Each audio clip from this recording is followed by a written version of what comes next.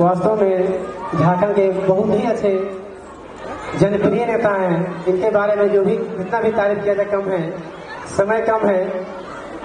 एक बार इनके लिए जोरदार ताली बजाएंगे। बहुत बहुत धन्यवाद सफीर साहब, प्राचार्य, शिक्षकगण, हमारे साथ आए साथियों, बच्चों, भाई, अभिभावक, आप सब लोगों को गणतंत्र दिवस की ढेर सारी शुभकामना देता हूं और भगवान से प्रार्थना करता हूं, ईश्वर अल्लाह से प्रार्थना करता हूं कि आपके बच्चे पढ़ लिख करके इस विद्यालय से उच्च पदों पर विराजमान हों, इतने शक्तिशाली हों कि देश के स्वतंत्र और गणतंत्र दोनों में अपनी भूमिका निभा सके। मेरे भाई, मेरी बहनें, बच्चों, यह गणतंत्र दिवस हम लोग इसलिए मनाते हैं क्योंकि ये जानना बहुत जरूरी है कि भारत का संविधान कब लिया गया, क्यों लिया गया और ये भारत देश जो चल रहा है किस नियम और कायदे पर, कानून पर चल रहा है। भारत के संविधान में कई अनुच्छेद हैं, कई बातें लिखी हुई हैं, लेकिन जो उसका मूल बात जो जानना जरूरी है आप लोगों को, जिसको आपके पूर्वज और हमारे पूर्वजों ने स्वीकार किया है, वो मूल बात है इसका आधारभूत ढांचा। जैसे यह घर बना हुआ है, घर में कई कमरे हैं, लेकिन जो इसके नींव पड़ी हुई है, जिसके अंदर पत्थर डाल करके मजबूत नींव डाली हुई है, यदि उस नींव का कोई पत्थर निकालने लगेगा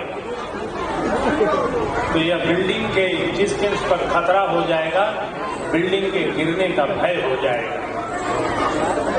उसी तरह संविधान का मूल ढांचा, उसका प्लेन, उसका प्रियम्बल है,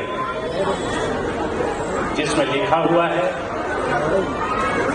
कि India is a sovereign, socialist, secular, democratic Republic. यही इसका मूल ढांचा है, यही इसका प्लेन है। जब तक इस बिल्डिंग का प्लिंथ मजबूत है, जब तक भारत का संविधान सशक्त है, तब तक भारत मजबूत है, भारत सशक्त है।